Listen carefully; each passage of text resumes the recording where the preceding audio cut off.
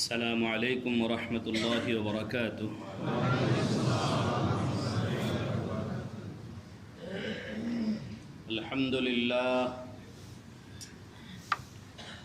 الحمد لله نحمده ونستعينه ونستغفره ونؤمن به ونتوكل عليه ونعوذ بالله من شرور أنفسنا ومن سيئات أعمالنا. من يهده الله فلا مضل له ومن يضلله فلا هادي له، وأشهد أن لا إله إلا الله وحده لا شريك له، وأشهد أن سيدنا وسندنا وحبيبنا وحبيب ربنا ومولانا وأولانا محمدا عبده ورسوله، أرسله إلى كافة الناس بشيرا ونذيرا وداعيا إلى الله بإذنه وسراجا منيرا. أما بعد فأعوذ بالله من الشيطان الرجيم. بسم الله الرحمن الرحيم. حاميم والكتاب المبين. إنا أنزلناه في ليلة مباركة إنا كنا منذرين. فيها يفرق كل أمر حكيم أمرا من عندنا إنا كنا مرسلين. وعن معاذ بن جبل رضي الله تعالى عنه عن النبي صلى الله عليه وسلم قال: يطلع الله على خلقه في ليلة النصف من شعبان فيغفر لجميع خلقه إلا لمشرك أو مشاح أو كما قال عليه الصلاة والسلام. صدق الله مولانا العظيم وصدق رسوله النبي الكريم ونحن على ذلك لمن الشاهدين والشاكرين والحمد لله رب العالمين. সকলি রহমাতুল্লিল আলামিনের শানে কয়েক মর্তবা দরুদ ইব্রাহিমি পড়ি। আল্লাহুম্মা সাল্লি আলা মুহাম্মাদিন ওয়া আলা আলি মুহাম্মাদ কামা সাল্লাইতা আলা ইব্রাহিম ওয়া আলা আলি ইব্রাহিম ইন্নাকা হামিদুম মাজিদ।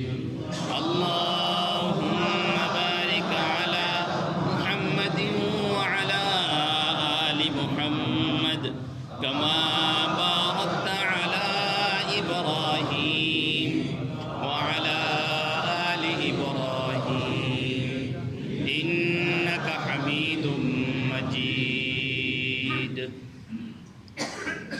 اللهم صل وسلم وبارك عليه.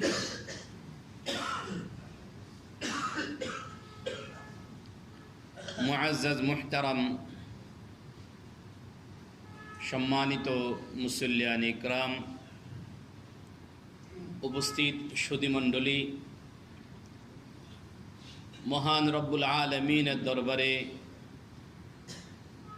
অসংখ্য অগণিত শুকরিয়া জ্ঞাপন করছি যে রব্বুল আলামিন দয়া মেহেরবানি করে আমাকে আপনাকে তার একটি গুরুত্বপূর্ণ হুকুম জুমার নামাজ আদায় করার উদ্দেশ্যে তারই ঘরে সমবেত হওয়ার তৌফিক দান করেছেন। এজন্য অন্তরের অন্তঃস্থল থেকে শুকরিয়া জ্ঞাপন করি বলে আলহামদুলিল্লাহ। লক্ষ কোটি দরুদ ও সালাত ও সালামের হাদিয়া আকায়ে দো জাহা সরওয়ারে কায়নাত রহমতুল লিল আলামিন নবী মুহাম্মদুর রাসূলুল্লাহ সাল্লাল্লাহু আলাইহি ওয়াসাল্লামের উদ্দেশ্যে। সম্মানিত দিনদার পরহেজগার মুসল্লি ভাইরা,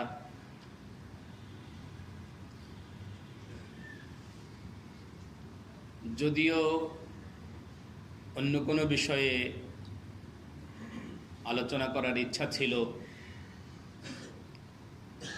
আমাদের মসজিদ কমিটির চেয়ারম্যান সাহেব আমাকে আজকে লাইলাতুন নিসফি মিন শাবান অথবা শবে বরাত সম্পর্কে আলোচনা করার জন্য নির্দেশ দিলেন। ওনার এই আদেশের পরিপ্রেক্ষিতে এবং সময়ের চাহিদার আলোকে আল্লাহ পাক রব্বুল আলামিন যদি তৌফিক দান করেন, আমরা আজকে এই বিষয়ে কিছু আলোচনা শুনব।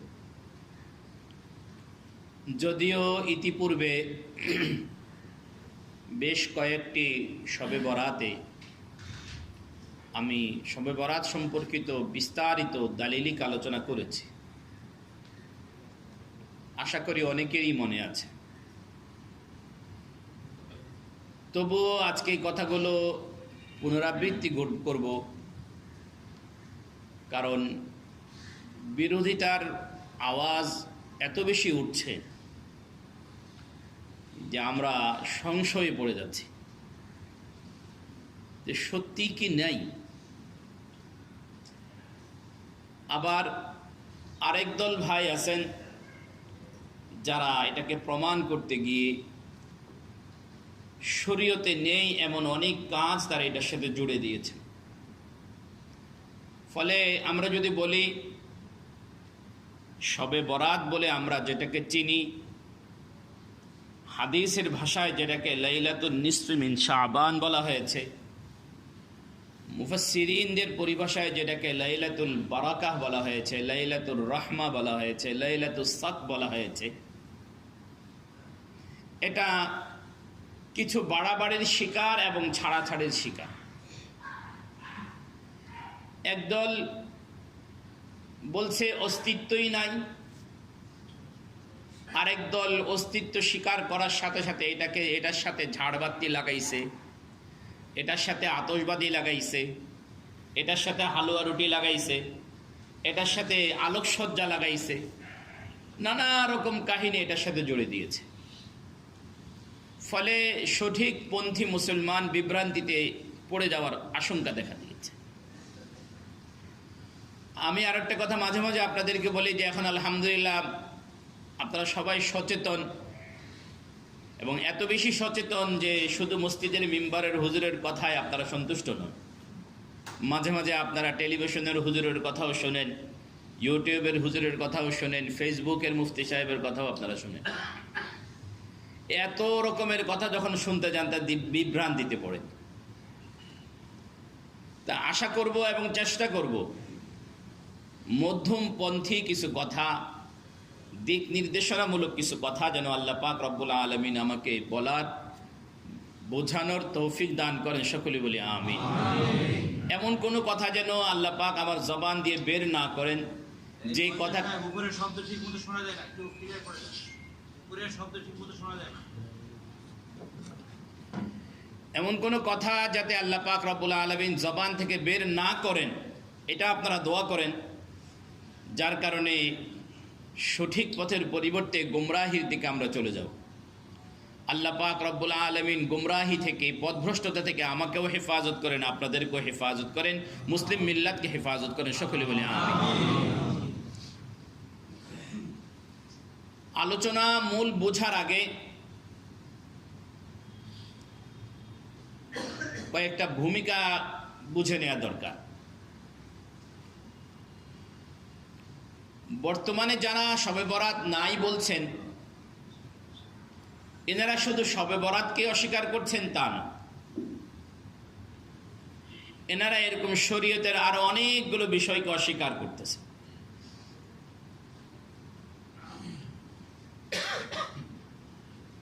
শবে বরাত নাই, এরা বেদাত এভাবে যেরকম বলেন, ঠিক তেমনিভাবে তারা মাযহাবকে অস্বীকার করেন, তাকলীদকে অস্বীকার করছেন, আমাদের নামাজ হচ্ছে না তাও বলছেন। এরকম অনেক কথাই তারা বলছেন। ওনাদের সব কথা যদি আমরা মানতে যাই তাহলে আমরা থাকি না। একজন তো এতটুকু বলছেন, আমরা যে মাযহাব মানে এটা জারজ মাযহাব। বলেন না, নাউযুবিল্লাহ। এত কটক্ষ ভাষায় তিনি বলছেন, বলেন এটা জারজ মাযহাব। আপনাদের জন্য আলোচনা রেডি করতে গিয়ে ওদের কথাগুলো শুনলাম। তাকলীদকে শিরক বলছেন। ইনশাআল্লাহ এই কয়েকটা পয়েন্টের উপর আমি আপনাদের সামনে আলোচনা রাখবো ইনশাআল্লাহ। ইনারা মানুষকে যে সমস্ত কথা বলে ধোঁকা দেন, মানুষকে বিভ্রান্তিতে ফেলে দেন, এই জাতীয় ওনাদের একটা স্লোগান হলো আমরা সহিহ হাদিস মানি। এই হাদিসটা যায়ীফ, এই হাদিসটা জাল, যেটার উপরে ওনারা আমল করবেন না সিদ্ধান্ত, এটাকে আপনি আমল না করার জন্য ওনাদের সবচেয়ে বড় ঢাল হলো এটা যায়ীফ, এটা জাল। আমি একটু আপনাদেরকে জিজ্ঞাসা করতে জানতে চাই, সহিহ হাদিস কাকে বলে, যায়ীফ হাদিস কাকে বলে, এই জ্ঞানটুকু বাংলাদেশের শতকরা কত পার্সেন্ট মুসলমানের আছে? আপনারা যারা আমার সামনে বসা আছেন, এই আমার মুসল্লিদের মধ্যে কত পার্সেন্ট লোক জানেন যে হাদিস কখন সহিহ হয়, কখন যায়ীফ হয়, কখন হাসান হয়, কখন জাইয়িদ হয়, কখন হাসান লিগাইরিহি হয়, কখন হাসান লিজাতিহি হয়, কখন হাদিসটা মুআদ্দাল হয়, কখন হাদিসটা মাকবুল হয়, কখন হাদিসটা মাতরুক হয়? এগুলো সব হাদিসের প্রকারের কথা বললাম, আমি অল্প কয়েকটা বললাম।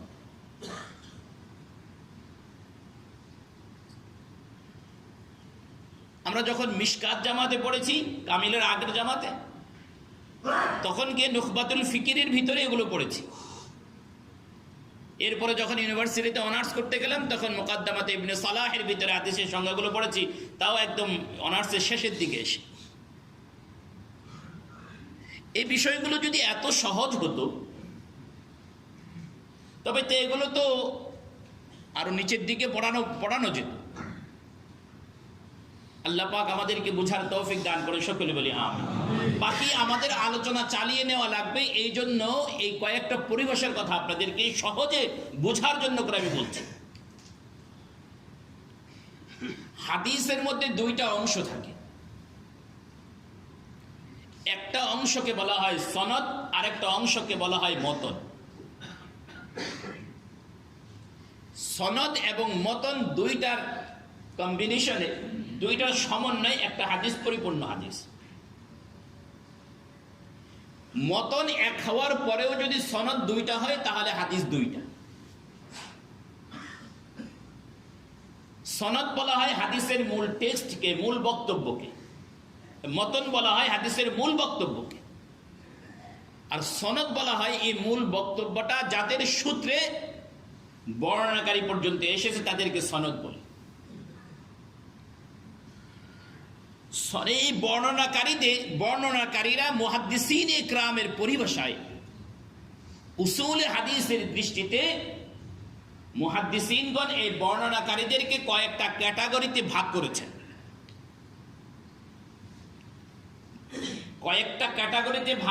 হাদিসের সনদকে না মতনকে? সনদকে, বর্ণনাকারীদেরকে ভাগ করেছেন। এদের মধ্যে এক নম্বর পর্যায়ে রয়েছেন, কেউ মাঝারি ক্লাসের রয়েছেন, কেউ নিম্নবর্তী রয়েছেন। ক্লাস 1 বর্ণনাকারীদের যে সকল বর্ণনা, প্রথম শ্রেণীর বর্ণনাকারীদের যে সকল বর্ণনা উসুলে হাদিস, হাদিস শাস্ত্রের পরিভাষায় সেই সমস্ত হাদিসকে বলা হয় সহিহ। 2 নম্বর পর্যায়ে সেকেন্ড ক্লাস বর্ণনাকারীদের বর্ণনা যে সকল হাদিস রয়েছে এগুলোকে বলা হয় হাসান। 3 নম্বর পর্যায়ের, থার্ড ক্লাস, তৃতীয় শ্রেণী, 3 নম্বর মানের যে সকল মুহাদ্দিসিন ইকরাম রয়েছেন, যে সকল বর্ণনাকারী রয়েছেন, ইনাদের বর্ণনাগুলোকে বলা হয় যায়িফ। আমার এতটুকু কথা বুঝে থাকলে বলেন তো দেখি, যায়িফ যে হাদিসটা এটা বানানো না নবীজির? কথা বুঝেন নাই। যায়িফ যে হাদিসটাকে আমি হুকুম লাগাচ্ছি, এই হাদিসটাকে মুহাদ্দিসের বানানো না নবীজির হাদিস?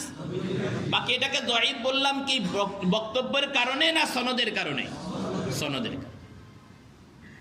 এতটুকু কথা আমাদের ক্লিয়ার থাকা দরকার। আমাদের অনেক ভাই আমাকেও বলেন, বলে হুজুর কেন জাল যায়িফ হাদিস বলেন, কেন জাল যায়িফ হাদিস বলেন? উনি যায়িফটাকে জালের সাথে লাগান। জাল হাদিস মানে হলো যেটা নবীজি বলেননি, পরবর্তীতে কোনো জালিম নিজে বানায়া নবীজির নামে চালায়া দিছে, এটাকে জাল হাদিস বলে। ভালো করে বোঝেন, যে কথা নবীজি বলেননি এমন কোন কথাকে নিজে বানায়া নবীজির নামে চালায়া দেওয়ার নাম হলো জাল হাদিস। এখন বলেন তো দেখি, যায়িফ হাদিস আর জাল হাদিস এক না দুই? দুই। একজনে একটা কিতাব লিখছেন, জাল হাদিসের কবলে রাসূলুল্লাহর সালাম। আমার কাছে পিডিএফ কপি আছে। উনি বিভিন্ন জায়গায় উনি শিরোনাম কায়েম করছেন যে এই বিষয়ে জাল হাদিস। নিচে হাদিস আনেছেন, হাদিসের মান বর্ণনা করতে গিয়ে লিখছেন যায়িফ, শিরোনামে লিখলেন জাল, হাদিসের মান কায়েম করতে গিয়ে লিখলেন যায়িফ। তার মানে কি উনি শিরোনাম দিয়ে বুঝাইতে চাইলেন এটা যায়িফ হলেও জাল? যদি হাদিসটা যায়িফ হয় তাহলে এটা প্রমাণিত যেটা নবীজির বক্তব্য, যেটা নবীজির বক্তব্য সেটাকে আপনি জাল বলে দিলেন, নবীজির কথাকে অস্বীকার করলেন। এত বড় স্পর্ধা আপনাকে কে দিল?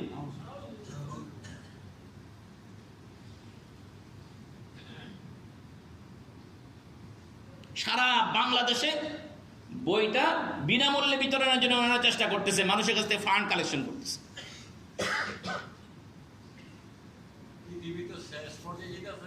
কথা বলবেন না, আপনি কথা বলবেন না।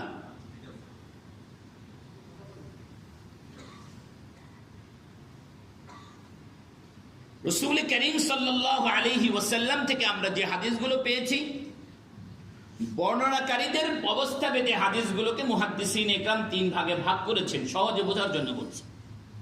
যে সকল হাদিসের বর্ণনাকারীগণ 1 ক্লাসে, প্রথম শ্রেণীর, এই সকল হাদিসকে সহিহ হাদিস বলে।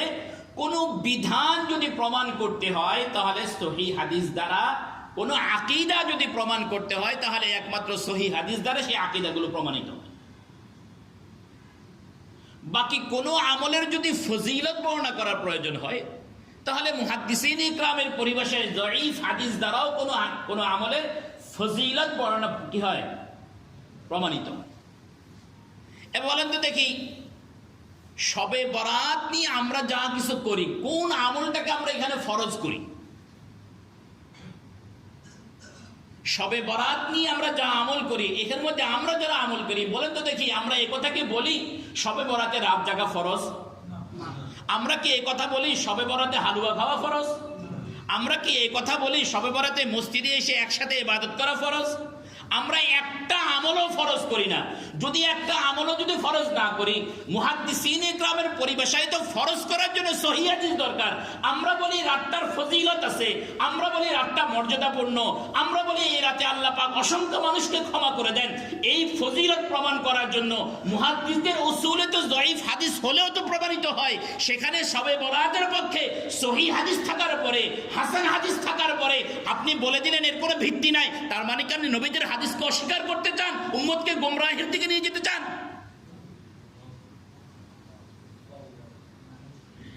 আল্লাহ পাক আমাদেরকে বুঝার তৌফিক দান করেন, সকলে বলি আমিন। এই সারা পৃথিবীর মানুষ বর্তমানে বাংলাদেশের মুসলমানদেরকে অন্ধকে হাইকোর্ট দেখানোর মতো ওই আমাদের সাধারণ মানুষকে বলে এটা সহিহ হাদিস, এটা যায়িফ হাদিস, অন্ধকে হাইকোর্ট দেখা। এর চেয়ে এর বাইরে কোনো কিছু নাই। ওই সাধারণ মানুষটা সহিহ আর যায়িফের কি বুঝে? আল্লাহ পাক রব্বুল আলামিন আমাদেরকে তাদের ধোঁকা থেকে আমাদেরকে হেফাজত করেন, সকলে বলি আমিন। লাইলাতুন নিসফি মিন শাবান, নবীজি সাল্লাল্লাহু আলাইহি ওয়াসাল্লামের হাদিসের একটা শব্দ হলো লাইলাতুন নিসফি মিন শাবান, যেটাকে আমরা আমাদের অঞ্চলে শবে বরাত নামে চিনি। এটাকে অস্বীকার করার জন্য সবচেয়ে বড় একটা যুক্তি, সবচেয়ে বড় একটা যুক্তি যা ওনারা দেন, আমি গত কয়েকদিনে বেশ ওনাদের অনেকগুলো বক্তব্য শুনেছি। একজন এই কথা বলছেন, শবে বরাত যদি ইসলামিক কোনো বিষয় হতো তাহলে শবে বরাত কথাটা কোরআন হাদিসে থাকতো। এখন একজন সাধারণ মানুষের সামনে যদি এই যুক্তি দেয়, তাহলে সাধারণ মানুষ তো ঠিকই বলবে যে এটা যদি ধর্মের কোনো বিষয় তাহলে তো কোরআন হাদিসেই থাকবে। এরপর উনি চ্যালেঞ্জ করলেন, বলে আমি চ্যালেঞ্জ করলাম একজনকে দেখাই দেন শবে বরাত কোরআন হাদিসে আছে। তা আমিও আপনাদেরকে বলি, নামাজ এই কথাটা কোরআনের কোথাও নেই, হাদিসের কোথাও নেই। নামাজের কথা আপনার মনে বুঝেন নাই। নামাজ এই শব্দটা কোরআনে নাই, হাদিসেও নেই। রোজা এই শব্দটা কোরআনেও নেই, হাদিসেও নেই। পীর এই শব্দটা কোরআনেও নেই, হাদিসেও নেই। মুরিদ এই শব্দটা কোরআনেও নেই, হাদিসেও নেই। আচ্ছা, শব্দগুলো কোরআন হাদিসে না থাকার কারণে কি নামাজ নাই, রোজা নাই, তাজকিয়ায়ে নফস আত্মার পরিশুদ্ধি নাই? যে শব্দটা কোরআন হাদিসে নাই এই কথা ব্যানার খাড়া করায়া এটার আপনি এটাকে লেবেল দাঁড় করিয়ে মানুষকে এই কথা বলবেন যে এটা নাই? আল্লাহ পাক আমাদেরকে বোঝার তৌফিক দান করে। শবে বরাত বলে আমরা যেটা শব্দ, এটা একটা আরবি শব্দ একটা ফার্সি শব্দ, দুইটা শব্দের সমন্বয়ে একটা শব্দ গঠিত। ফার্সিতে শব মানে হলো রাত, আর বরাত শব্দটা হলো আরবি শব্দ মুক্তি। যেমন একটা সূরা আছে সূরাতুল বারাআ, মুক্তি। তো শবে বরাত মানে হলো লাইলাতুল বারাআ। কিন্তু আশ্চর্য ধোঁকা, কিছু লোক কিছু আলেম দাঁড়ায়া বলতেছে সব মানে রাত, বরাত মানে ভাগ্য। এটাকে যদি আপনি আরবি করেন তাহলে অর্থ দাঁড়াবে লাইলাতুল কদর, কদর মানে ভাগ্য। এভাবে করে উনি মানুষদেরকে বুঝায় দেন। অথচ বারাত শব্দটা এখানে ফার্সি অর্থে নয়, এখানে বারাত শব্দটা আরবি অর্থে। যেই শব্দটাকে আমরা, যে কথা রেয়াত নিয়ে আমরা আলোচনা করছি, কোরআনে কারীমের মধ্যে এই রাতের কোনো ফজিলতের কথা আছে কিনা, বা নবীজির হাদিস আমাদেরকে কি দিক নির্দেশনা দেয়, এই দুইটা পয়েন্টের উপর আমি অল্প সময় কথা বলব। কোরআনুল কারীমের সূরা দুখানের 3 নম্বর আয়াতে আল্লাহ পাক রব্বুল আলামিন বলেন, ইন্না আনজালনাহু ফি লাইলাতিন মুবারাকাতিন ইন্না কুন্না মুনজিরিন। আমি একে নাজিল করেছি এক বরকতময় রাতে, নিশ্চয় আমি সতর্ককারী। এই লাইলাতুল মুবারাকা দ্বারা এখানে কোন রাত উদ্দেশ্য? লাইলাতুল মুবারাকা একটা বরকতময় রজনীতে আমি নাজিল করেছি। এই বরকতময় রজনী কোনটা? এই বরকতময় রজনী সম্পর্কে আল্লাহ পাক রব্বুল আলামিন কোরআনে কারীমের এই আয়াতে নির্দিষ্ট করে বলে দেননি এটা বরকতময় রজনী ওটা, বরং বলছে যে রাত্রে আমি কোরআন নাজিল করেছি সেটা একটা বরকতময় রজনী। বাকি এই বরকতময় রজনী কোনটা? বলে এই আয়াতের তাফসীর করতে গিয়ে মুফাসসিরিন ইকরামের বিশাল একটা দল, মুফাসসিরিনদের বিশাল একটা দল, এনারা দুইটা তাফসীর করেছেন। অধিকাংশ মুফাসসিররা বলেছেন লাইলাতুল মুবারাকা দ্বারা হলো উদ্দেশ্য হলো লাইলাতুল কদর, যেটা রমজান মাসে আসে। আবার কোন কোন মুফাসসির বলেছেন লাইলাতুল মুবারাকা দ্বারা উদ্দেশ্য হলো লাইলাতুল বারাআ। আচ্ছা, আমি এখন যা কথা বললাম আমার রায় বললাম না মুফাসসিরদের রায় বললাম? মুফাসসিরিন ইকরামের রায় বললাম। যে সকল মুফাসসিররা তাফসীর করেছেন এর মধ্যে কয়েকজন মুফাসসিরের নামে আপনাদেরকে বলি। ইমাম ফখরুদ্দিন রাজি রহমতুল্লাহ আলাই, ইমাম আলুসি রহমতুল্লাহ আলাই, আল্লামা কাজী সানাউল্লাহ পানিপতি রহমতুল্লাহ আলী, যাদের তাফসির গ্রন্থগুলো সারা বিশ্বের মানুষ গ্রহণ করে নিয়েছে। ইনারা যে তাফসিরটা করলেন বুঝে শুনেই তো করছেন না, অন্ধভাবে করেছেন। ইমাম তাবারির মতো মানুষ, ইমাম কুরতুবীর মতো মানুষ, মুফাসসিরিন ইকরাম তাফসির করতে গিয়ে নিজেরা নিজেদের রায় পেশ করেননি। প্রথম যুগের যারা মুফাসসির, ওনারা তাফসির পেশ করতে গিয়ে কোনো তাবিঈর বক্তব্য পেশ করেছেন অথবা কোনো সাহাবীর বক্তব্য পেশ করেছেন। পরবর্তী যুগের মুফাসসিররা তাফসির করতে গিয়ে পূর্ববর্তী মুফাসসিরদের রেফারেন্স দিয়েছেন। আপনি যদি এখন মাআরিফুল কোরআন খোলেন তাহলে দেখবেন তাফসিরে রুহুল মাআনির রেফারেন্স দেওয়া, তাফসিরে বাগাবির রেফারেন্স দেওয়া, তাফসিরে দুররে মনসুরের রেফারেন্স দেওয়া, তাফসিরে কুরতুবীর রেফারেন্স দেওয়া, বিভিন্ন তাফসির গ্রন্থের রেফারেন্স দেওয়া থাকে। এই মুফাসসিরদের মধ্যে আমি এখানে প্রায় 7-8টা তাফসির পড়ার চেষ্টা করেছি। এই 7-8টা তাফসিরের মধ্যে আমি দেখেছি এই সকল মুফাসসিররা যেরকম লাইলাতুল মুবারাকার অর্থ ওনারা লাইলাতুল কদর করেছেন, ঠিক তেমনিভাবে এই রাতের অর্থ তারা লাইলাতুন নিসফি মিন শাবান বা শবে বরাতও তারা করেছেন। যারা লাইলাতুল কদর বলে ব্যাখ্যা করেছেন এনাদের মধ্যে সবাই কিন্তু লাইলাতুল বারাতকে অস্বীকার করেন নাই। দুই একজনে বলছেন এটার কোনো ভিত্তি নাই, বাকি অধিকাংশ মুফাসসির বলেছেন যে লাইলাতুল কদর, এখানে লাইলাতুল মুবারাকা দ্বারা অর্থ হলো লাইলাতুন নিসফি মিন শাবান বা লাইলাতুল বারা। বাকি একটা মজার বিষয় আছে। মজার বিষয়টা হলো এই সকল মুফাসসিররা এই ব্যাখ্যা করতে গিয়ে দুইভাবে ব্যাখ্যা করেছেন। একটা ব্যাখ্যা করেছেন ওনারা কোরআনে কারিমের আয়াতের দিকে তাকিয়ে, আরেকটা ব্যাখ্যা করেছেন ওনারা পূর্ববর্তীদের থেকে শুনে।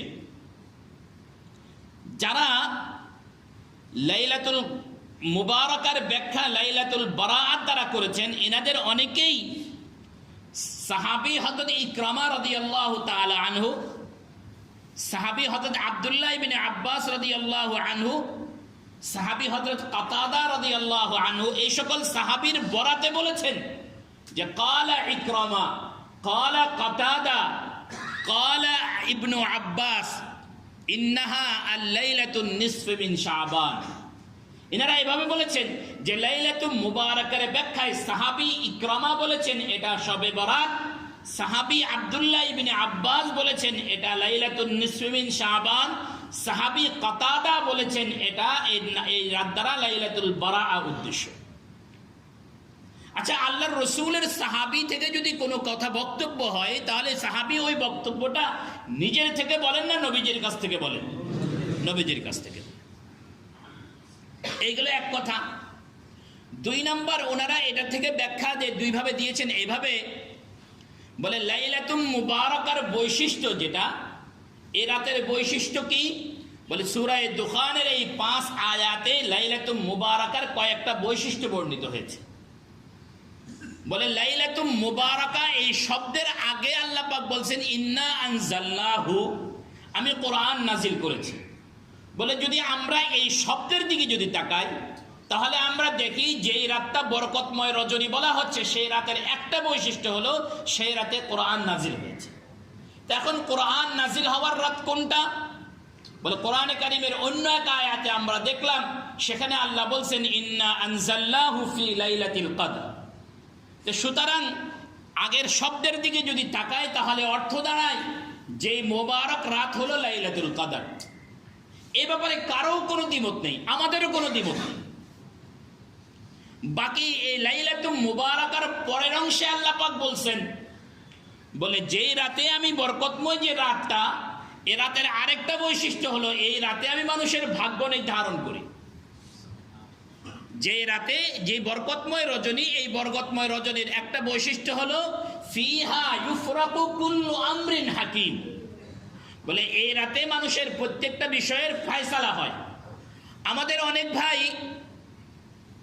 আমাকে অনেকে কমেন্ট করেছেন, অনেকে বলেছেন যে মানুষের ভাগ্য তো জন্মের 50,000 বছর আগে হয়ে গেল, যে এই রাতে আবার কিসের ভাগ্য হয়? মুফাসসিরিন ইকরামের ব্যাখ্যায় লিখেছেন 1 বছরের আমার জন্মের 50,000 বছর আগে তো আমার হয়ে গেছে, এটা ঠিক আছে, বাকি এই সামনের 1 বছরে কে মারা যাবে, কে জীবিত হবে, কে জন্মগ্রহণ করবে, 1 বছরের বাজেটের পর্চা আল্লাহ পাক রব্বুল আলামিন দায়িত্বশীলদের হাতে এই রাতে অর্পণ করেন। তাহলে এখন ভাগ্য রজনী কোনটা? রাসূল করিম সাল্লাল্লাহু আলাইহি ওয়াসাল্লামের হাদিসের বিবরণ অনুসারে বোঝা যায় যে রাতে আল্লাহ পাক রব্বুল আলামিন যেই সময়টাতে আল্লাহ পাক রব্বুল আলামিন মানুষের ভাগ্যের এই বন্টন করেন সেটা হলো শাবান মাস, এবং এক বর্ণনায় রয়েছে সেটা হলো লাইলাতুন নিসফি মিন শাবান। এই দৃষ্টিকোণ থেকে যদি আমরা দেখি যে লাইলাতুল মুবারাকার একটা বৈশিষ্ট্য হলো যে রাতে মানুষের ভাগ্য লিপিবদ্ধ হয়, ভাগ্য বন্টন হয়, সে রাতটা হলো লাইলাতুন নিসফি মিন শাবান। এই কারণে কোন অধিকাংশ মুফাসসিরিন যারা তাফসীর করেছেন লাইলাতুল বারাত, তারা বলছেন আয়াতের পরের অংশের দিকে তাকাইলে বোঝা যায় যে এই মুবারাকা দ্বারা লাইলাতুল বারাতে বোঝায়। ইমাম ফখরুদ্দিন রাজি রহমতুল্লাহ আলাইহি তার বিশ্ববিখ্যাত তাফসীরের কিতাব তাফসীরে কাবীরের মধ্যে 14 নম্বর খণ্ডে তিনি লিখেছেন, বলে এটাতে বরকতময় রজনী, এই রাতের বরকত চোখে দেখা যায়। কি বললাম? এই রাতের বরকত কি করা যায়? চোখে দেখা যায়। বলে কিভাবে? বলে এই রাতে জমজমের পানি বৃদ্ধি লাভ করে। জমজমের পানি কি? পৃথিবীর কোনো মানুষ যদি আল্লাহকে অস্বীকার করতে চায় তার তো কোনো যুক্তি লাগে না, হে কোরআন হাদিস না মানুক, অন্তত যদি জমজম কূপের পাড়ে গিয়ে যদি তাকে দাঁড় করিয়ে দেওয়া যায়, আর যদি বলা হয় তোমার সমস্ত বিজ্ঞান দিয়ে তুমি বলো লক্ষ লক্ষ মানুষ এই কুয়া থেকে পানি পান করতেছে, কুয়ার পানি কমে না কেন? কথা বোঝেন নাই? শুধু পুরা মক্কা শরীফের মধ্যে মদিনায় পর্যন্ত জমজমের পানি সাপ্লাই হয়, এরপরেও জমজমের পানি কি হয় না? কমে না। কি আমাদের তো ওয়াসার পানি কি মাঝে মাঝে পাই না। পুরান ঢাকা গেলে দেখা যায় যে মানুষ লাইন ধরে দাঁড়ায় আছে, কলসি দিয়ে লাইন দিয়ে রাখছে, বালতি দিয়ে লাইন দিয়ে রাখছে। বলে জমজমের পানি এরাতে বরকত লাভ করে। যাই হোক, এই মোটামুটি সংক্ষিপ্ত আকারে আমি বললাম যে কোরআনে কারীমের লাইলাতুল মুবারাকা থেকে মুফাসসিরদের একদল মুফাসসির ওনারা এটার দ্বারা লাইলাতুল বারাত করেছেন। যদি মুফাসসিরিন ইকরাম এটা দ্বারা লাইলাতুল বারাত করে থাকেন তবে এতটুকু তো হয়ে গেল, তাফসীর শাস্ত্রের আলোকে এই রাতটাও প্রমাণিত হয়ে গেল। মুফাসসিরদের দৃষ্টিতেও এই রাতের বরকত ফজিলত কি হয়ে গেল? প্রমাণিত। এবার আসেন রাসূল করিম সাল্লাল্লাহু আলাইহি ওয়াসাল্লামের হাদিসের দিকে আসেন। রাসূল করিম সাল্লাল্লাহু আলাইহি ওয়াসাল্লাম থেকে লাইলাতুল বারাতের ফজিলত মর্যাদা নিয়ে 11 জন সাহাবী বক্তব্য দিয়েছেন। কতজন সাহাবী বললাম?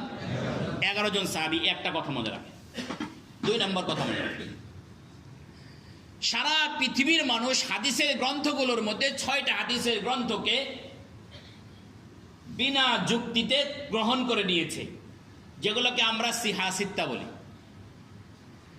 এক বক্তব্য শুনলাম, বলে সিহা সিত্তা এই শব্দটাও নাকি মোল্লাদের বানানো, এবং আধুনিক কালের মোল্লাদের বানানো নাকি। মুহাদ্দিসিন ইকরাম বলেন নাই, পৃথিবীর কেউ বলেন নাই, তাও আবার দারুল উলুম দেওবন্দের মোল্লাদের বানানো। এভাবে বলছেন মানুষকে। সিহা সিত্তা 6টা হাদিসের বিশুদ্ধ গ্রন্থ, যেটা সারা পৃথিবীর উম্মত কবুল করে নিয়েছে। বলে এই সিহা সিত্তার 2টা গ্রন্থের মধ্যে এই লাইলাতুল নিসফি মিন শাবান বা লাইলাতুল বারাতের ফজিলত সম্পর্কিত হাদিস স্থান পেয়েছে। আচ্ছা, যে হাদিসটা সিহা সিত্তার কিতাবের মধ্যে স্থান পায়, যে হাদিস থেকে ইমাম তিরমিজি সহিহ মনে করে তার কিতাবের মধ্যে স্থান দিলেন, যে হাদিস থেকে ইমাম ইবনে মাজাহ সহিহ মনে করে তার কিতাবের মধ্যে স্থান দিলেন, আমি এত বড় মুহাদ্দিস হয়ে গেলাম, ইমাম তিরমিজির চেয়েও বেশি বুঝি। আমি এত বড় মুহাদ্দিস হয়ে গেলাম, ইমাম ইবনে মাজাহর চেয়েও বেশি বুঝি। আমি এত বড় মুহাদ্দিস হয়ে গেলাম, ইবনে হিব্বান আমার কাছে কোনো কিছু না। আমি এত বড় মুহাদ্দিস হয়ে গেলাম, ইমাম আহমদ ইবনে হাম্বল আমার সামনে কোনো কিছু না। আমি ইমাম আহমদ ইবনে হাম্বলের হাদিসকে তুড়ে মেরে উড়ে দিলাম, ইবনে মাজাহর হাদিসকে তুড়ে মেরে উড়াইয়া দিলাম, ইবনে হিব্বানের হাদিসকে আমি ছুড়ে ফেলে দিলাম, বললাম এগুলো যায়েজ। একথা বলে মানুষকে বললাম বেদাত বেদাত। এমন একজন বলেছে কেউ যদি শবে বরাতের রোজা রাখে ওই একটা রোজাই নাকি তাকে জাহান্নামে নেওয়ার জন্য যথেষ্ট হয়ে যাবে।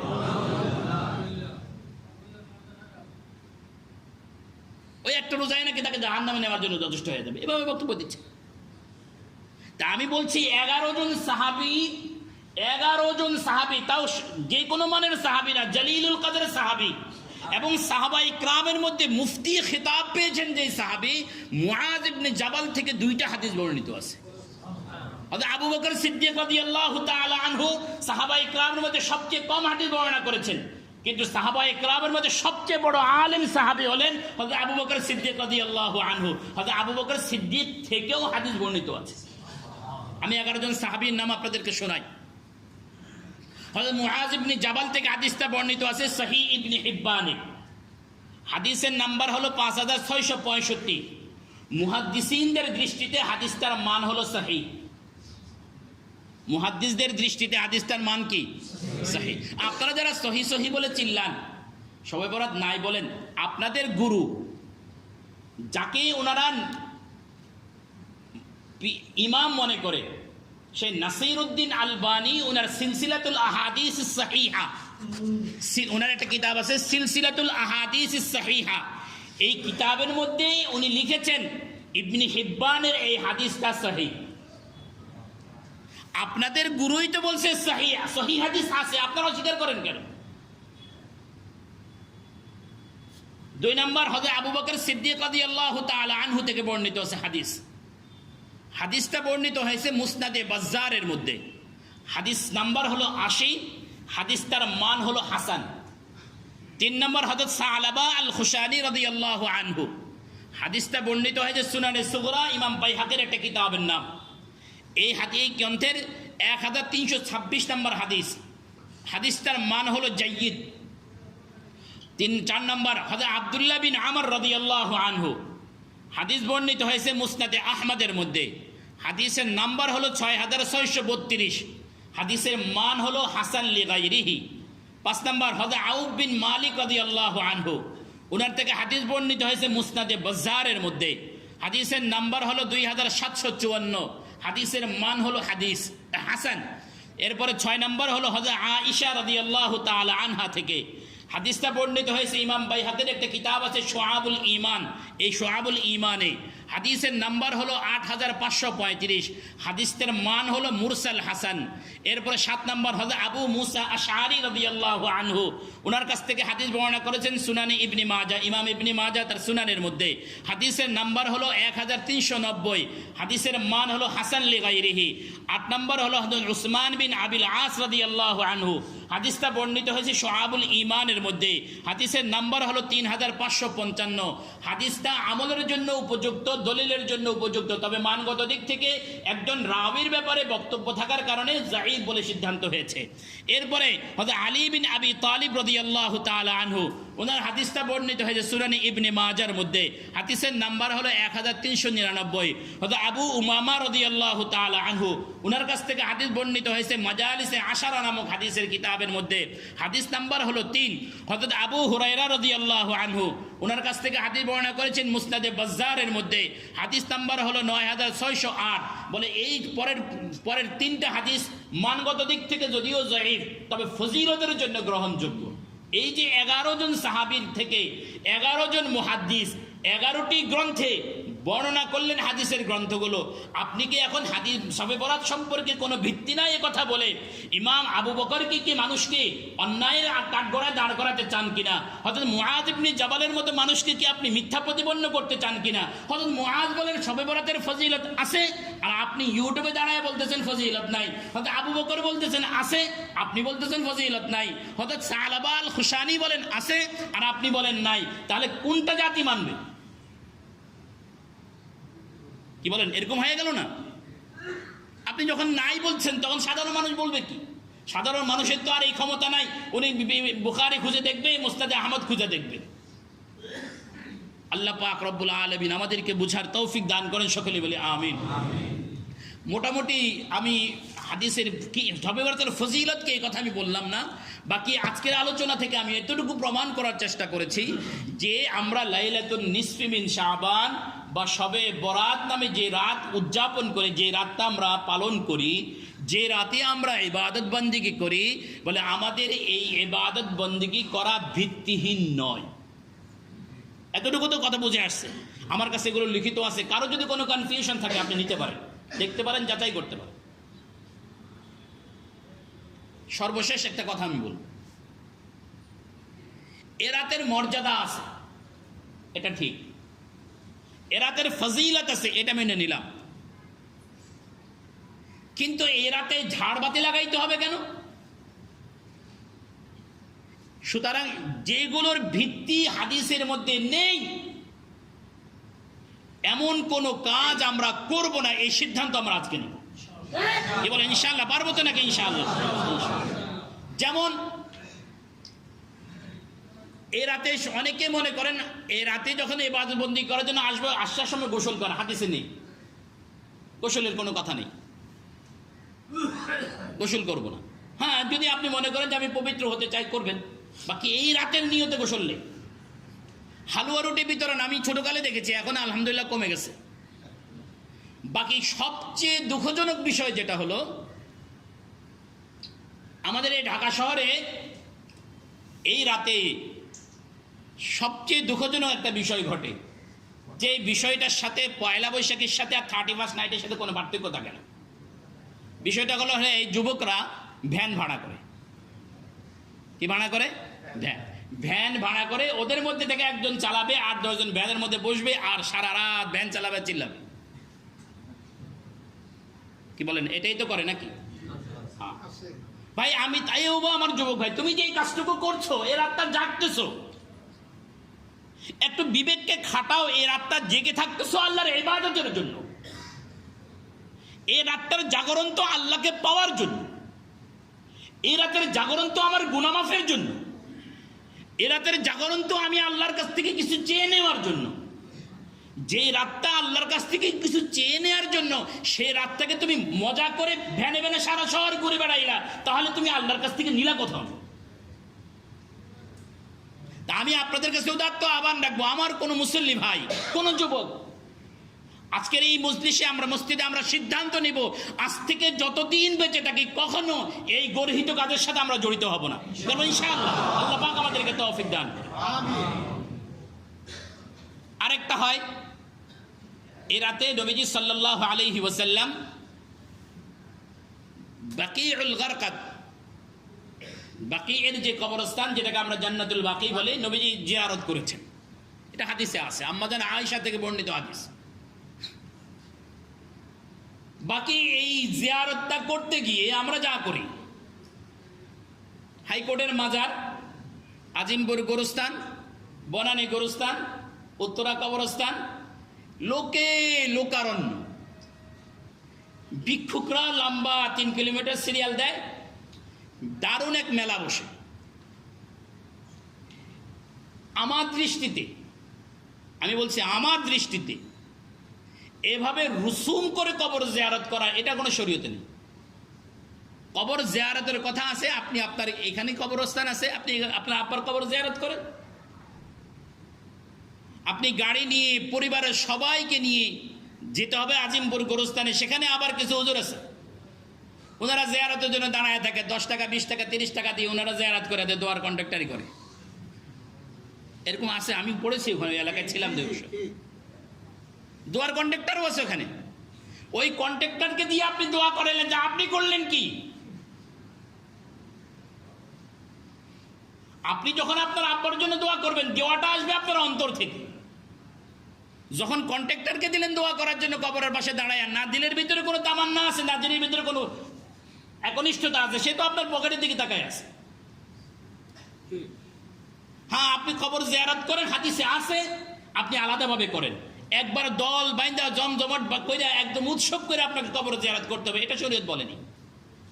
এখান থেকে আমরা বিরত থাকার চেষ্টা করি, এবং আমার কাছে আশেপাশে যে কবরগুলো আছে সেগুলো জিয়ারত করি, আমার আত্মীয় স্বজন কবর জিয়ারত করি। আল্লাহ পাক আমাদেরকে বোঝার তৌফিক দান করেন সকলে। সুতরাং আমরা জেনে নেব ইনশাআল্লাহ পর্যায়ক্রমে যে সকল গর্হিত কাজগুলো আছে সেগুলো আমরা বর্জন করব। আরেকটা অনেকে প্রশ্ন করেন, হুজুর এই রাতে কত রাকাত নামাজ পড়তে হবে? এটা প্রশ্ন করে অনেকে। এই রাতে কয় রাকাত নামাজ পড়বো, কোন সূরা দিয়ে পড়বো, এই প্রশ্ন করে। না ভাই, নফল নামাজের জন্য নির্দিষ্ট কোনো সূরা নেই। কুল হুয়াল্লাহু 11 বার পড়তে হবে, কুল আযু বিন্নাস 36 বার পড়তে হবে, এই জাতীয় কোনো নিয়ম নাই। আপনি যদি নফল নামাজ পড়তে চান তা আপনার মতো করে আপনি যেই সূরা আপনার পারেন সেই সূরা দিয়ে আপনি পড়বেন, যত টাকা আপনার তৌফিকে কুলান। আল্লাহ পাক রব্বুল আলামিন আমাদেরকে বোঝার তৌফিক দান করে, সকলে বলে আমিন। হাদিসে আছে ওই রাতটাকে জাগ্রত করা। ওই রাত জাগ্রত থাকে কিসের জন্য জাগ্রত থাকবো? বলে নবীজি সাল্লাল্লাহু আলাইহি ওয়াসাল্লাম, আরেক হাদিসে আছে যে রাসূল করিম সাল্লাল্লাহু আলাইহি ওয়াসাল্লাম বলেন, এই রাতে আল্লাহ পাক রব্বুল আলামিন বান্দার দিকে মুতাওয়াজ্জু হন। আল্লাহ তো সবসময় বান্দার দিকে মুতাওয়াজ্জু থাকেন, এই রাতে বিশেষভাবে মুতাওয়াজ্জু হন এবং বলেন, কি বলেন? আলা আমি মুস্তাগফিরিন ফাগফির আলা, আসো নাকি কেউ গুনাহগার, আমার কাছে ক্ষমা চাইবে, আমি ক্ষমা করে দেব। তা আল্লাহ যখন আমাকে ক্ষমা করার জন্য ডাকেন আর তখন আমি ভ্যান নিয়ে ঘুরি, আল্লাহ যখন আমাকে ক্ষমার দিকে ডাকেন তখন আমি ঢোল তবলা নিয়ে বসে আছি, আল্লাহ যখন আমাকে ক্ষমার জন্য ডাকছেন তখন আমি টেলিভিশনের পর্দায়, আল্লাহ যখন আমাকে ক্ষমা করে দেওয়ার জন্য আহ্বান করতেছেন তখন আমি হাসি তামাশায়। আল্লাহ পাক রব্বুল আলামিন এই জাতীয় গর্হিত কাজ থেকে আমাদেরকে হেফাজত করে। এবং আল্লাহ রাসূল সাল্লাল্লাহু আলাইহি ওয়াসাল্লাম বলে এই রাতে আল্লাহ পাক রব্বুল আলামিন অগণিত মুমিন বান্দাদেরকে ক্ষমা করে দেন। এক হাদিসে আছে বনি কালব গোত্রের ছাগলের পশম পরিমাণ বান্দাকে আল্লাহ পাক ক্ষমা করে দেন। একজন বক্তাকে শুনলাম এই হাদিস নিয়ে উনি হাসতেছেন, টিটকারি করতেছেন, এরকমও দেখেছি আমি শুনেছি দুই চোখ। রাসূল করিম সাল্লাল্লাহু আলাইহি ওয়াসাল্লাম বলেন যে এই রাতে আল্লাহ পাক ক্ষমা করে দেন। বাকি কয়েকজন ব্যক্তি আছে যারা তওবা না করলে আল্লাহ তাদেরকে ক্ষমা করবেন না। কিছু ব্যক্তি আছে যাদেরকে আল্লাহ তওবা না করলে ক্ষমা করবেন না। আমি বিভিন্ন হাদিস থেকে কয়েকটা টুকে নিয়ে আসছি। এক নম্বর হলো যারা শিরকে লিপ্ত আছে তাদেরকে ক্ষমা করবেন না যতক্ষণ না শিরক থেকে তওবা করবে, এক নম্বর। দুই নম্বর যারা হিংসার রাজনীতি করেন, হিংসাকার, যাদের দিলের ভিতরে হিংসা, আর মুশাহিন, সবগুলো হাদিসে এইটা আসছে, মুশাহিন, যার দিলের ভিতরে হিংসা আছে, হিংসা, হিংসা বোঝেন তো না, যে আমার হোক ওরটা যাক, আমি ক্ষমতায় যাই সে না যাক। এই যে হিংসা, হিংসা নানা রকম রূপ আছে। হিংসার কিছু ব্যক্তিগত রূপ আছে, কিছু সামাজিক রূপ আছে, কিছু পারিবারিক রূপ আছে, কিছু রাজনৈতিক রূপ আছে। যত রূপেই হিংসা আপনার মধ্যে আসে না কেন, হিংসা যদি দিলে থাকে তাহলে আল্লাহ পাক ক্ষমা করবেন। তিন নম্বর হলো আত্মীয়তার সম্পর্ক যিনি ছিন্ন করলেন, মায়ের খোঁজ খবর রাখেন না, মা থেকে বাবার কোনো খোঁজ খবর রাখেন না, ভাইদের কোনো খোঁজ খবর রাখেন না, আত্মীয়তার সম্পর্ক ছিন্নকারী। চার নম্বর হলো যিনি হাঁটুর নিচে যারা সব সময় কাপড় পরিধান করে, কোথায়? টাকনুর নিচে, টাকনুগিরার নিচে যারা কাপড় পরিধান করে। এখন তো টাকনুগিরার নিচে কাপড় না পরলে আমাদের ফ্যাশনই হয় না, পুরুষের ফ্যাশন। এরপরে হলো যারা পিতামাতার অবাধ্য, এদেরকে আল্লাহ ক্ষমা করবেন না। এরপরে হলো যারা নিয়মিত মদ পান করেন, যে নামে আপনি মদ পান করেন, একদম ট্যাবলেট থেকে নিয়ে শুরু করে বোতল পর্যন্ত যেভাবে করেন আপনি, মদ যদি আপনি পান করেন তা আল্লাহ ক্ষমা করবেন না। এই কয়েকটা আমার এখন আমি উপস্থিত জমা করেছি। আল্লাহ পাক রব্বুল আলামিন এই দোষগুলো যদি কারো মধ্যে থাকে আপনি তওবা করে নেন এবং আল্লাহ রব্বুল আলামিনের কাছে ক্ষমা চান। আল্লাহ পাক রব্বুল আলামিন আমাদেরকে বিষয়টা হৃদয়ঙ্গম করার, বুঝার ও আমল করার তৌফিক দান করেন, সকলে বলি আমিন। ইনশাআল্লাহ আল্লাহ পাক যদি তৌফিক দান করেন আমরা ওই রাতে আরও কিছু, এই রাতের কিছু ফজিলত নিয়ে কিছু কথা বলবো। আল্লাহ পাক রব্বুল আলামিন আমাদেরকে